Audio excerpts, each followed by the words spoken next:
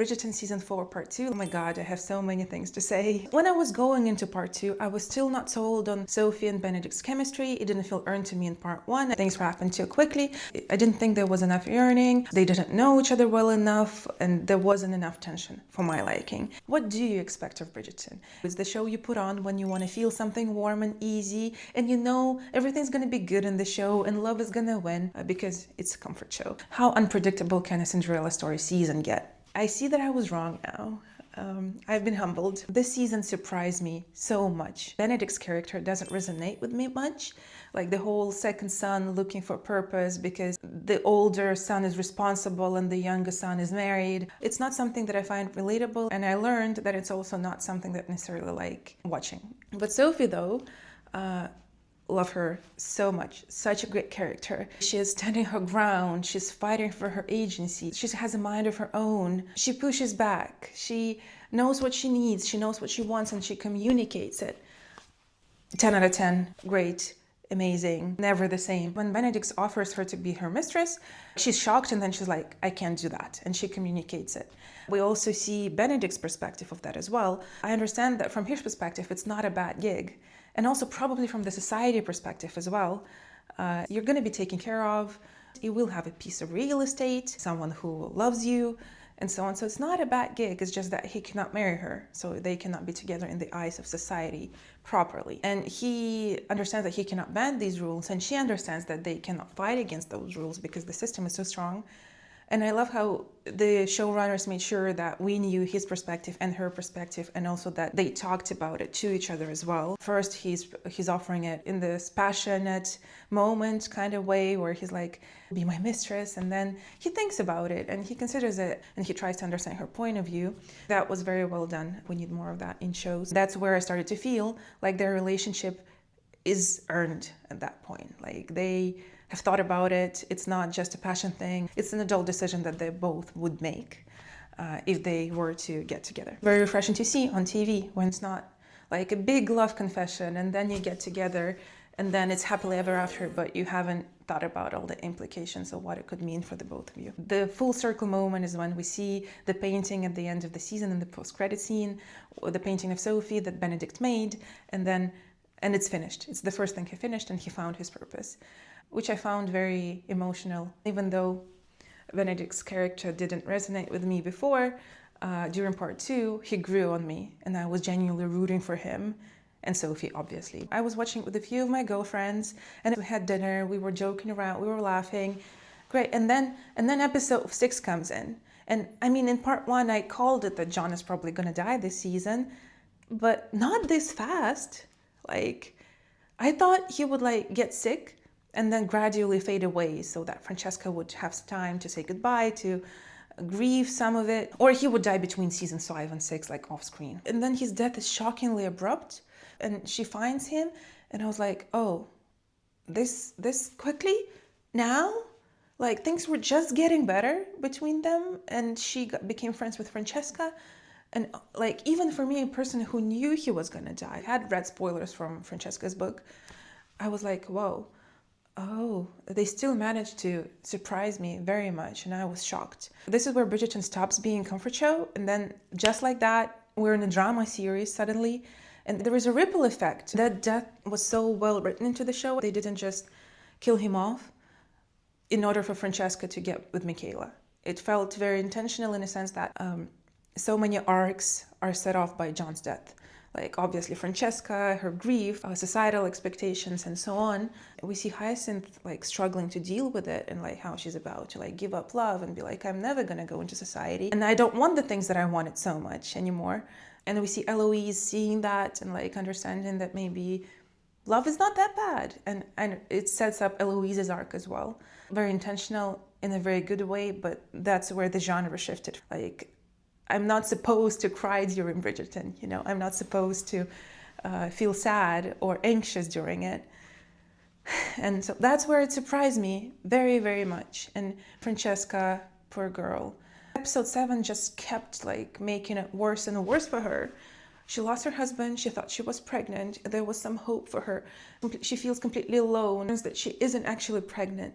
And it's just worse and worse. It was quite late when we were watching the show. And after episode 7, we couldn't stop. Like, it was late. We had to work the next day, but we couldn't stop. We had to continue watching because it felt wrong to finish watching Bridgerton on like such a sad note. It was very important for us to like, hopefully, see that it gets better. Yeah, it was very emotional. I did not expect to feel so much that night. I mentioned in part 1 that season 4 seems to be very cohesive. Upstairs versus downstairs, the town versus the staff, and so on. In part 2, they layer it with like societal expectations, right? Francesca having her breakdown, not just because of John's death, but also because she internalized this inability to give him a child as a personal failure. Like, the society tells her, you didn't have a child, this is your role, you're not worth anything. And also he died, it's worse for you. Everything in the season is about that. Obviously Sophie and Benedict as well. Like, he can't marry her because of society. She can't marry him because she cannot legitimize herself in any way because of how society works and so on. Violet cannot be openly affectionate with Marcus because it's not supposed to be that way. That's not how things work in the ton.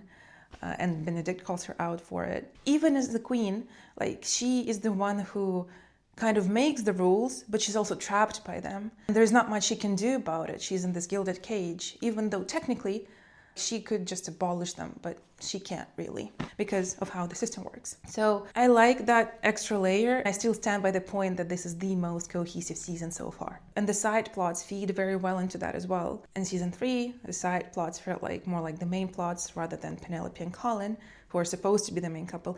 Benedict and Sophie are the main couple, and everything else is like side plots. It's very distinct. You don't have to know that it's Benedict and Sophie season to know that this is the main storyline. I enjoyed Violet this season so much. In season 2, it wasn't clear, like, what does she want? She sees that he has feelings for another woman, but she does nothing about it. And then her and Lady Danbury, like, they kind of know, but then they act like they don't know. So that was weird. But in this season, she's this wise woman who wants the best for her children, who is fair to her staff, as fair as one can be. In this situation, she trusts Sophie. She writes the letter of introduction, even though she has heard that Sophie stole the shoe clips. So instead of like firing her or not believing her or staying out of the situation, her relationship with Marcus is very fresh to see. We don't get to see mature love stories on screen almost ever. It was also a plot twist when she was like, actually, I want to get to know myself. There's this detail when she and Marcus decide to get married. She's wearing like purple and not like blue. And purple is more associated with the Lady Danbury side, like way more than it is with Bridgerton. Her color scheme shifts back into blue when she explores the younger side of herself, like the rebellious, fun, carefree person. It's a nice "you can't marry a maid" tool to signal to us like what she's going through. I didn't quite understand Marcus. It's like, yeah, at first it's like, yeah, let's not get married. We can go on casual. And then she's like, actually, I would like to get married. And then he's like, yeah, let's do that. And then she's like, oh, you know, I feel like I want to stay casual for a little longer. And he's like, oh, that's not what I want. I understand that, but also I don't fully understand that. We saw Anthony back and we saw Kate back, even for a brief moment. The beard and Jonathan Bailey looks great.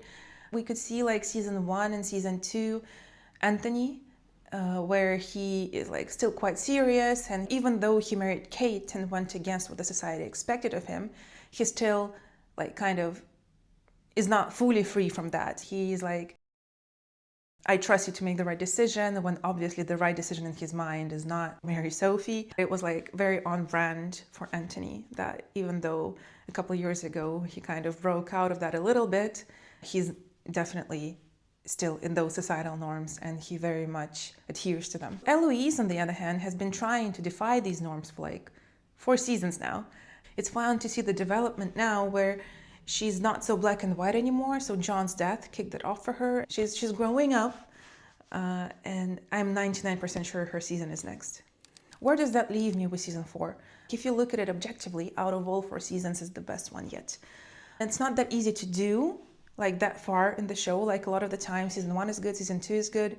Season 1 is good because the idea was there. Season 2 is good because they didn't have the budget from season 1.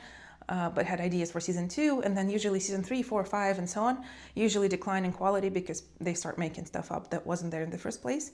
And I think Bridgerton did a great thing this season and surprised us, and it kept the show fresh. It's a very cohesive season. It's the most Bridgerton season out of them all. If we think about color, character development, the spice, the screen time of all characters, it was very surprising to me, and I think they managed to keep the show fresh, which is very important, to keep the show running, keep the audience satisfied, and obviously like make more money from it. The key thing is that it surprised me. I did not expect to be surprised this season at all. Will I be rewatching it as a comfort season though? Probably not. I would still stick with season 2 and sometimes 3. Season 4 wouldn't classify as a comfort season in my mind. But the thing is, I didn't expect to feel that much this season, and I did, which was what counts at the end of the day. I am very excited for season 5. I cannot wait until they officially announce who it is. I bet it's Eloise. Let me know in the comments how you felt about this season. Like, did John's death hit you very hard? Was it expected? Was it unexpected? Thank you so much for watching, and I'll see you in the next video.